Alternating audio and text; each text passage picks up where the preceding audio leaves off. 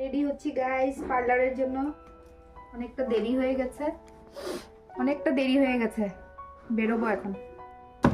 চাবিটা নিয়েছি।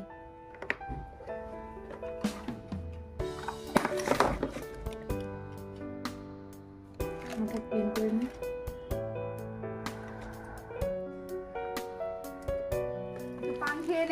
পান খেয়ে নেই, ভাত খেয়েছি, তো পান খেতে ভালো লাগে। পান সবাই খেতে হয়।